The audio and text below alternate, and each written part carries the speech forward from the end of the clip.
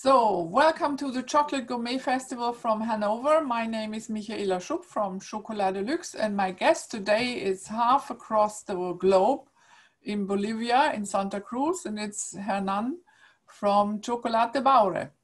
Welcome, and thank you for being here. And yes, welcome. And I think everybody is very curious to hear your story, the history of the company, and why you're making chocolate and all these curious questions. Thank you, Michaela, for letting me join in this conversation with you and for presenting not only my products, but also your willing of sharing the history of my company and my products. So thanks to you. You're welcome. So when did it all start? Well, it started already 20 years ago. This is a family company. Mm-hmm. I am already the second generation. I am joining this company since the last maybe 7 years or 8, yes. When I finished my university, I decided to join the project of my parents. It started after my father is a lawyer, and he was working as a lawyer, but he is very entrepreneur. And sometime some friend of him was sharing a story with him and saying that in the Amazon area in Bolivia, there was a lot of cacao, enough to make a chocolate company. So my father was not sure about that point, and he decided to spend his holidays together with Marcela, my mother, in the Amazon jungle. So it was holiday time, but it was not a very typical holiday. Yes. They all the time in the Amazon jungle, and they get amazed with all the nature over there, and they had the chance to contact some people from the areas close to the Cacao Islands, as they call in this region.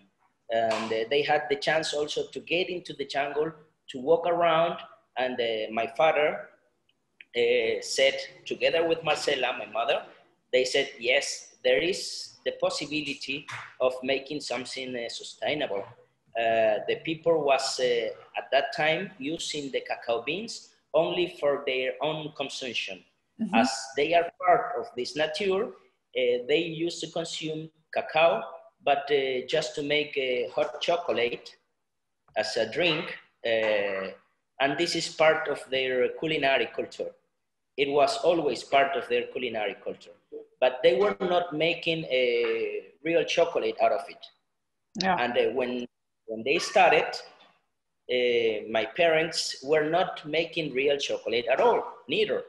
They were making with another philosophy, another point of view about life. They were making the same cacao paste in small triangles to make hot chocolate, but making a nice packaging and selling it in the big city in Santa Cruz. Santa Cruz is maybe the biggest city in Bolivia, 3 million inhabitants. Yeah, so they started selling this, but to be honest, they were not aware. They didn't have any knowledge of making real chocolate. At the beginning, they learned from the locals. Mm-hmm. How to ferment, how to dry, how to grind the cacao beans, how to roast the cacao beans. Yeah. So of course their vision of life was different, because they were people from the city with other social contact that any inhabitant in the Amazon villages. So they found, well, this resource is very unique. And they start researching about chocolate world, and they start making some contacts in the chocolate world. And this is how they found that the wild cacao, which is growing in this Amazon area was something very singular in the chocolate world. Yes. Yeah. So when they realized it, they started to push a project under that point of view, you know? So they started trying to make real chocolate. They started learning how to make not only cocoa paste, but also chocolate. And it was a very long way until we got to the point where we are now. Yes, I can imagine. Of course, they were very honest to see that the owners and the developers of the chocolate science are the European people. So they contacted people not only to get technology, but also to get the know-how. Yes. So they get surrounded by chocolatiers from Germany, from the Netherlands, and they were teaching us how to. One of our teachers, which we love him, is like a father for us. He's a Dutch guy. Henk Neckerman is his name. So Henk taught us to be patient, and he said, don't try to make chocolate at the first time. First of all, you have to learn how to make a good cocoa paste. When you have a good cocoa paste, then we go to the next step, and I can teach you how to make also good chocolate. But so this is part of the way we had to walk.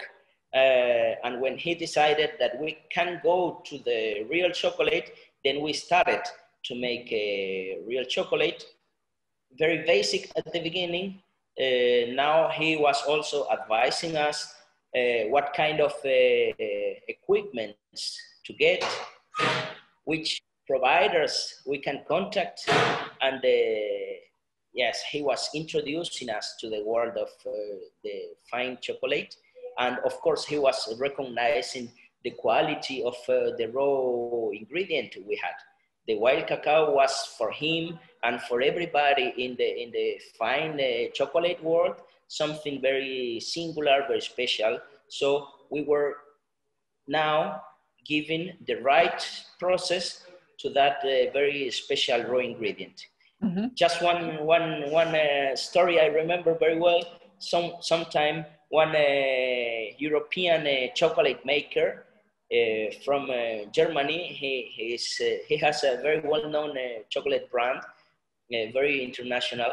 He went to Baures, where we were working, and he got very interested in what we do. And he said, I want your beans. And our policy is to sell the product with some added value, and to keep the added value for the villagers and for the local people. So in that time we said, we cannot sell raw beans, but we can make nibs for you, or cocoa paste. And he got some quantity of nibs, but it was not successful because at that time we were learning and we were using a wood fire to roast the cacao. So the result was not very good because of the, you know, the smell was from the wood was making bad the final product. So he said, you have a great potential, but your actual product is not nice. So that was not successful for us, but of course taught us that we have to make it in a better way. Now we are roasting in a completely different way with a different technology and with different equipments along the process. Of course, we are a very, very small company, but we have now the right equipment with the right know-how, and we are all the time willing to get more and more know-how. Okay. And that's more or less the story of the beginning. Yes. But today, what is your relationship with the indigenous people who are looking after the cacao? Well, our relation with the people is very close. You can imagine that since the last 20 years, we have been in direct contact with them. ourselves don't live in the Amazon area, but the company is settled there. And my father, David, at the beginning, from the 20 years of the company, he spent at least 10 years in the jungle. Not the whole year, but it was his base. So from the 12 months of the year, he was at least 10 or 9 months in the Amazon area. So he became one inhabitant more of this area. So he's very well known in this area and very respected as well, because the people recognizes him as a person who is not damaging their lives or their environment. They know our real intentions. They know what we do now. So they feel comfortable with us. Sometimes the relation is not a contract or anything like that. They just, it's, you know, it's more like a use. They know we are there. They know every year we buy cacao, and they know the prices we pay every year. Yeah. So they are free to sell the cacao beans to any other person who is going in the jungle. In fact, some of them, instead of selling their cacao beans to us, to our company, sometimes they decide to go with other client. But after 1 year, they come back, because we have been there since the last 20 years and we didn't move from the area. So it's very formal what we do with them. We don't have any contract, but this is more a relation of good faith we have with them. And how did they know how to ferment and dry the beans, or do you need to teach them? Yes, as I said, their culinary culture is very related to the cacao beans. So to make hot chocolate for their families, they do ferment, they dry, and they roast the cacao beans. Of course, when we get the formal knowledge, we had to adapt some things, but in general, we could say that they have the knowledge enough to ferment in the right way and to dry. But when they roast, they still roast in wood fire because they don't have other conditions in the area. But in this previous phase of the production, yes, I would say they have enough knowledge to ferment and dry the beans. Okay. And that's what you buy directly from them? It is a matter of heritage, because this is something cultural for them. Yes. Yeah. They are part of that nature. Yeah. And do you pay a higher price compared to the world market price of cacao? I think that's going to be interesting for some of our viewers. Yeah, I think we are paying one of the most expensive cacao beans in the world, if not the most expensive. They have in this area, they have a unit that they call, for measuring the weight, they call arroba, like at, for the internet word, arroba. And one arroba means 11.5 kilos. Okay.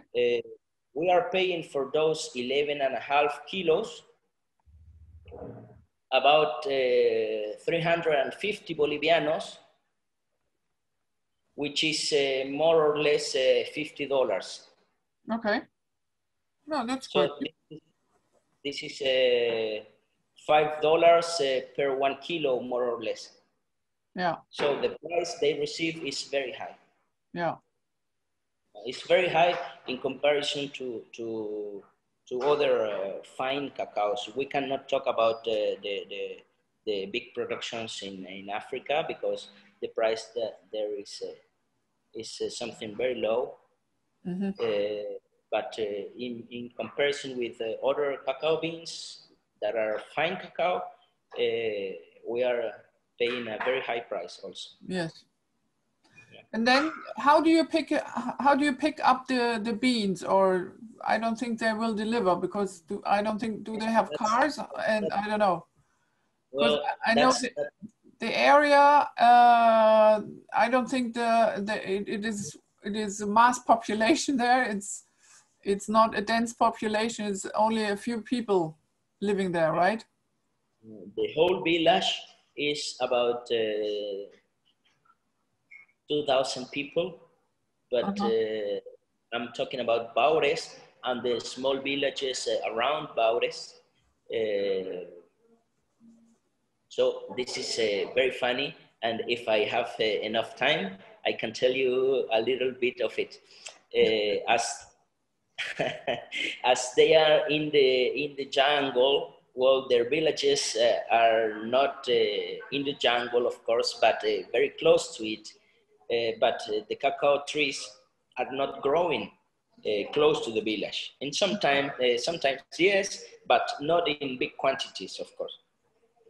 So they have to go into the jungle, and they do it for, let's say, 1 week or 2 weeks, depending on their possibilities.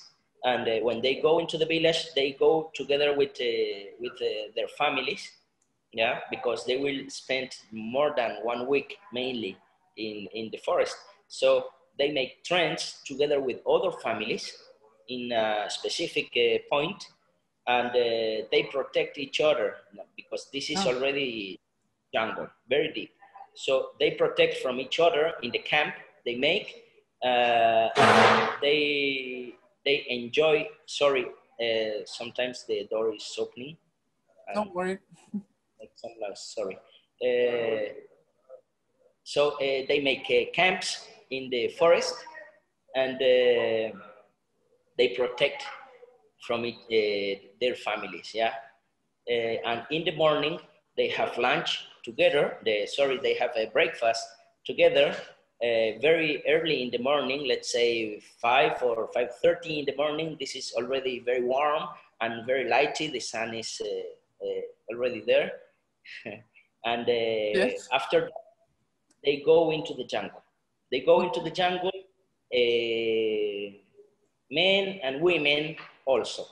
And some of them have children who stay in the camp with some adult people. The adults remaining in the camp are taking care of fermentation and drying. And the others who are going into the jungle, they are picking the cacao pods. But of course, they are a group, but when they go into the jungle, everyone takes their own way. Yeah, so they prepare in the jungle, and the harvest is for each family. Yeah, so they just share the camp. They share the camp to protect each other from the dangers of the jungle. They have a big drying and fermentation area in this camp. But when they go to pick in the jungle, they pick for their own families. Yeah. Okay. Yeah. So and how do you get the cacao? Do they deliver it to you, or do you pick it up? We have the standard of fermentation and drying, and we have, of course, the instruments to measure the humidity level, for example, of the bean.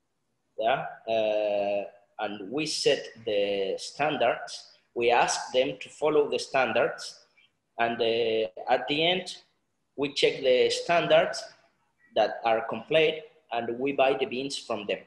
Yeah. Okay. But yeah, there is always some person of the company walking around the many different camps in the jungle. Yeah, so we generate some jobs for the inhabitants, formal jobs. Yeah, and they are checking and helping the people in the camps in fermentation and drying. So they are all the time giving advices to the villagers on their fermentation and their drying process. Okay. At the end, they transport. This is why they go time for a long period because they cannot carry the sacks of dried cacao every Yes. day. So they prefer to stay, and they use their canoes, or with the oxes, they pull the bags with the cacao to the town, to the village, where we are there to buy the beans. And one special thing is that when we pay for the cacao beans, we always demand that the wife or the woman of the house is present when we pay, because unfortunately in this area there is some issues with excessive consumption of alcohol, mainly Okay. in male population. Yeah. So as our mission is also to generate a positive social impact, then what we do is to give the money to the wife or to the woman of the house, or the oldest daughter or something like that. Yeah, but always a woman in between. This way we cannot guarantee, but Yes. we have a better result in the use of that money. So the Yeah. money is generating a different impact when the woman receives it rather than when the man receives it. Yeah, mainly because the society here is very male dominant. You know, the macho Sudamericano. Yes. This is very common in this area, but also the alcoholism is a problem sometimes. Yeah. So it's why we have gender policies at the time when we pay, and also at the time when we hire people to work with us. Okay. That sounds very good. Nice. And then once you have received the beans, you do the rest of the production in-house in Santa Cruz, I guess. In Santa Cruz, that's right. At the beginning, the wish and the dream of my parents was to make the final chocolate in the Amazon area, but that was not possible. Unfortunately, it's not possible because you don't have enough means to work there. There is no power supply 24 hours of the Yes. day. The humidity level is very high. The weather is also very warm. And the logistic aspect is also a trouble because there are not roads. So you have to go by canoe, by rivers, or by muddy ways, you know. So it was not possible at all. At the beginning, the first years, we did this way when we were making only cocoa paste. We did this way. So David was going in his canoe with somebody assisting him. Plenty of chocolate boxes or chocolate cocolico, yeah, but along the river. And this was taking 2 weeks, maybe sometimes, yeah. So at the end, when we received the product, the weather, it was trouble. It was too expensive. It was too long. So not possible at all. So now what we do is we bring the dry and fermented cacao beans from the jungle to Santa Cruz. And this is a trip of, I would say, 24 or 36 hours, because from Baure to Trinidad, which is the capital city of the province of Beni, there is a long way. And then from Trinidad to Santa Cruz, the traffic is more frequent. So, and the roads are also better. So from Trinidad and Santa Cruz, we have another 16 hours, more or less. And yes, it takes about 2 days or 2.5 days to have the beans here in Santa Cruz. And here is where we have our facility to transform these wild beans into chocolate. Yes. And we are very happy because we received your first shipment last week with all the chocolates, and we will try 3 of them in a couple of minutes, and I'm really looking forward to that, also because you're also working with local ingredients. So it's not just the chocolate, but it's on top of that, it's also local ingredients, and we are really curious about that and looking forward. So I'll see you in a minute. Thank you. Okay, perfect, Michaela. Hello, Hernan. Are you there? Hello, yes, I'm here. Yes, you are. Yes, hello. Hello to Bolivia. How are you? Very good, thank you. I hope your web event is being very successful. Yes, I think so. It was quite challenging, but it all worked well so far. Yeah, I think so. Yes. I'm also happy that you are here. I have 3 of your chocolate, the small ones. I see my little chocolates over there, yes. And I'm happy to see that. They're very nice. So where do you want to start? With the plain one? Yeah. I would say 70% if you agree. Yes. Yeah. I do. Yeah, 70%, perfect. So you wrap it in paper? Yeah.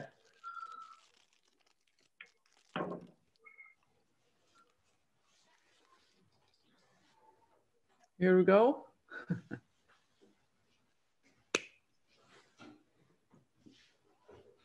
So you don't add anything, right? It's just plain. No.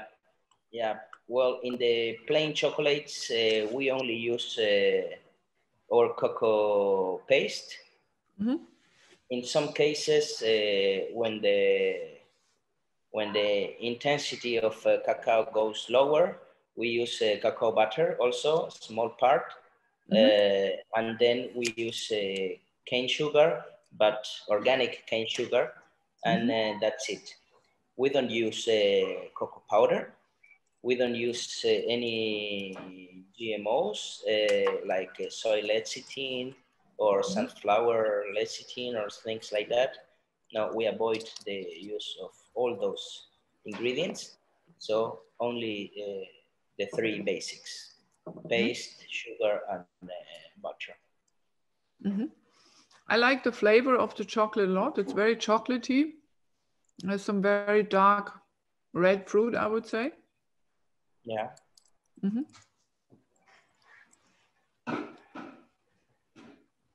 And some, you can taste the light roast. Mm-hmm. Yes, light roast.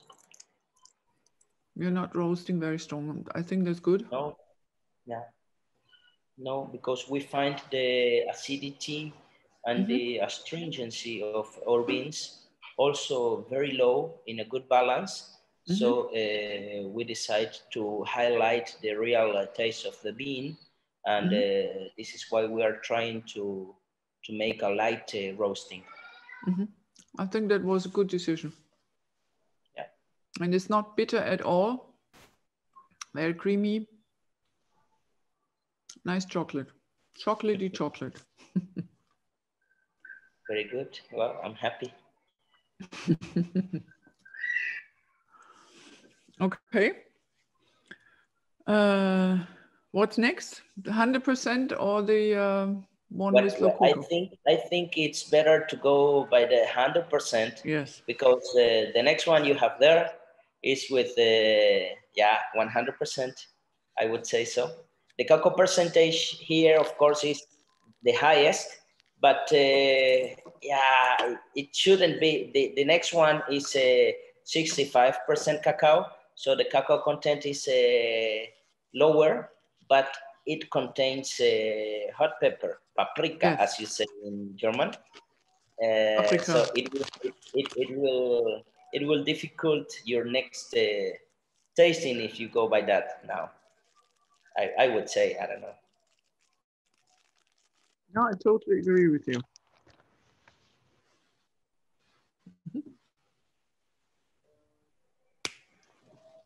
How often do you eat chocolate? Very often. Every day? I eat chocolate every day. I would, yeah, me too, me too. My favorite is the 70%, but as I am also in the production very often, I like to eat the nibs. Yes. The nibs are delicious. When they are just roasted, I eat a lot of nibs, but in chocolate, I like the 70%. The nibs are, well, very healthy too. It's a superfood. Yeah, yeah, also, yes. Yeah. Of course, this is very intense, you know that.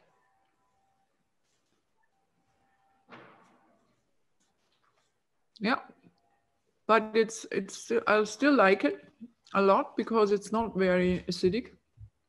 Yeah, yeah, Of course, it's intense, yes. yeah, and the astringency is also very low to be only cacao beans grinded. And you have a cacao flavor but also nut flavors, I think. Maybe some citrus. And again, low roast. Low roast again, yes. Very nice.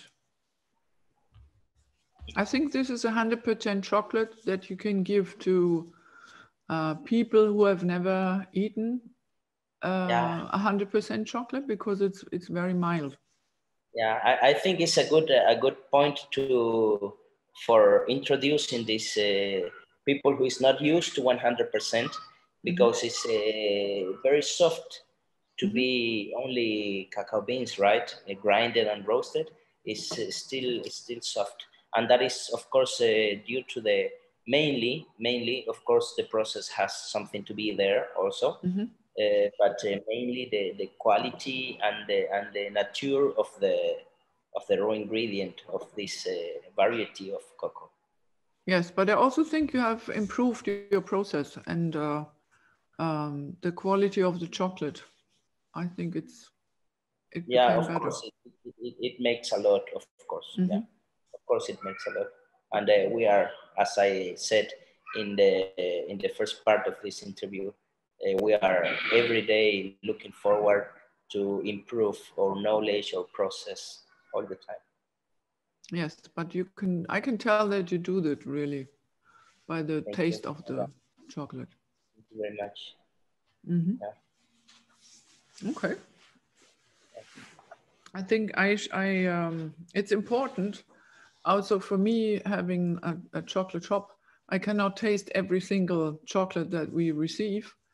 In general, of course, I have tasted every chocolate that we sell, but you cannot control every delivery and eat everything. But we should try that to do that because I think that's important. Yeah, yeah. You do that once in a while, not every time. Yeah. No. Okay. Oh. Very good. Yeah. Lokoto? Yeah. You're smiling, so I guess it's very, very hot. No. Well, no, it's not. I will ask while you taste it. I can tell what were our thinkings about this recipe when we were developing it. Okay. Yeah.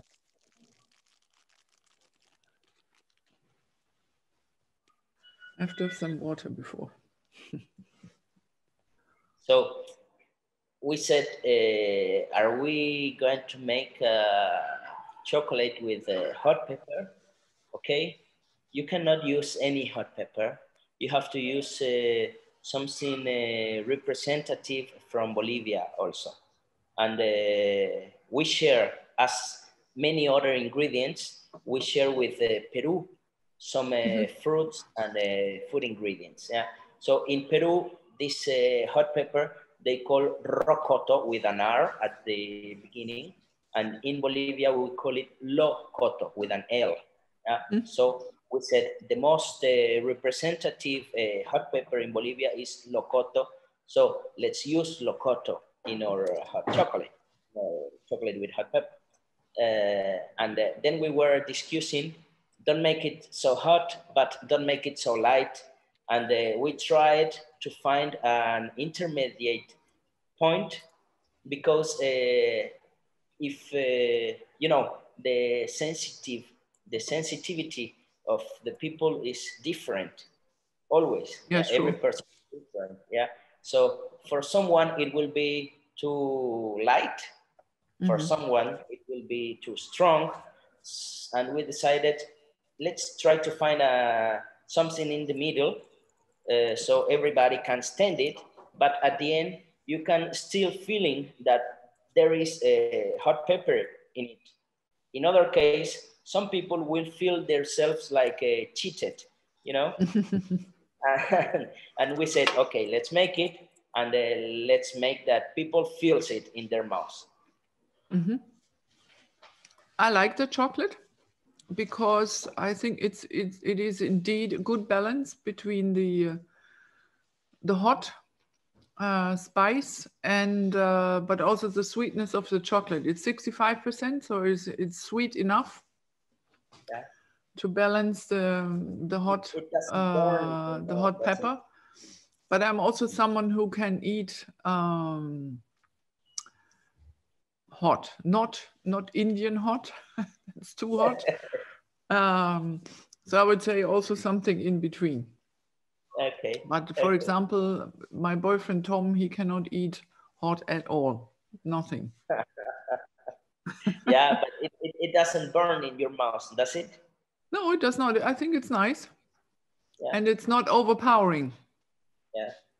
It's a nice balance with the chocolate. We have a good friend in the chocolate world. He's also very focused in fine chocolate from the Netherlands. And he says, your hot chocolate, I call it like a pussycat, because at the beginning you are making very fine, slow with your cat, and suddenly you don't know why it reveals and comes to you very, very angry. And because he said at the beginning you can feel very smooth the chocolate, but then suddenly the hot pepper comes to your throat. Yes. Very strong. So he calls it the cat chocolate. Yes. That's a nice description, but I think the cat is not getting too wild. She is very smooth and then she's getting up. Okay. Yeah. Yeah. Well, I'm happy that you think it's a good balance. Yes, I think so. Yeah. Okay. Well, my favorite, as I said, my favorite is 70% in the range that we produce. Of course, I like some others chocolates, but talking about what we do, I like the 70%, and also I like the one with acai berry. Yes, we also have that. Yeah, you also have that one. Yes. Yes, right. Okay, well, but today we I hope also your friends and customers have the chance to try the hot pepper and the other varieties we make, and they also like it. Yes, I'm sure they do. I'm just waiting or looking. Are there some questions? Yes, there are. Just wait a minute. You're very welcome.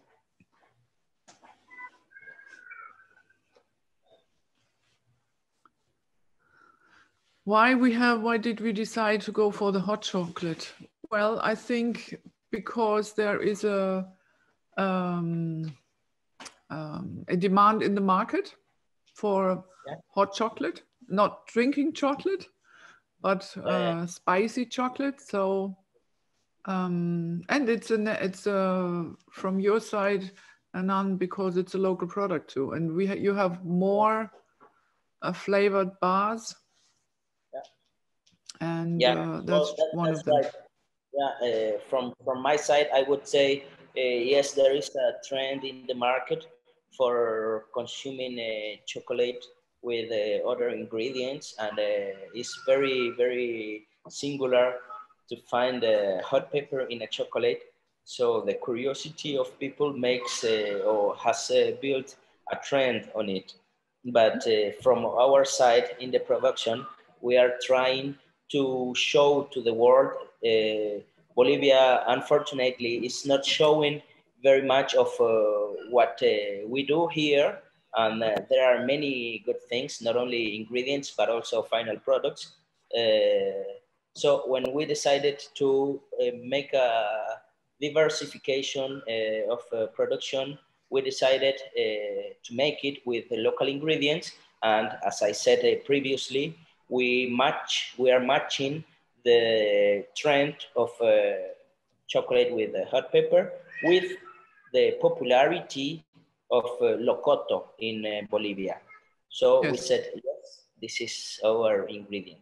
Yeah, it's also very representative from Bolivia. Yes. Okay. One other question? No? Okay. Then, Hernan, thank you very much. We keep in touch. And Yes. yeah, see you soon. Say hello to David. Thank you very much. He's always close to me. So I know. he knows I am here sharing some minutes with you, and he also send his best regards to all of you. Yes, thank you. I just hear that there's one more question. Just a moment. Why do you pay the collectors? Why? Well, you have to pay the why do you pay the collectors of cocoa beans extra? Ah. Why do we pay the collectors of cocoa bean extra? Well, I would say this is a matter of responsibility, of conscious that we have, but in the factic life, our main in the top of the list of the important things is the protection of nature, the protection of the environment in our company, in our philosophy. So as the villagers in this area are part of this nature, they need enough incomes to think that they better protect the jungle. Instead, they cut trees or kill animals to live. So in the while some economic activity based on the fruits and the natural production of the Amazon area is being profitable for the villagers, they will keep going with the fruits and not killing trees or cutting or killing trees or animals. Yeah. So we think as the human being is part of this nature, they need to find interesting income from the fruits of the nature, and in that way, at the end, they will protect the nature. Is the source of their income, and they can sustainably think in a better life from the fruits and the natural production of the Amazon. Yeah, and this is why we try to encourage them to not only with cacao, with the many other fruits that the Amazon jungle produces, go for the natural production. Try to make a better life from the natural production of the Amazon forest, not by devastating it. And at the end, the result is positive not only for them, but for the whole planet. Yeah. And this is why we decide to pay a very high price to the villagers. Yes. Okay. I think we have to finish here. The time is ended. But thank you very much, Hernan. We'll keep in touch. And yes. For sure. Thank you again. For sure.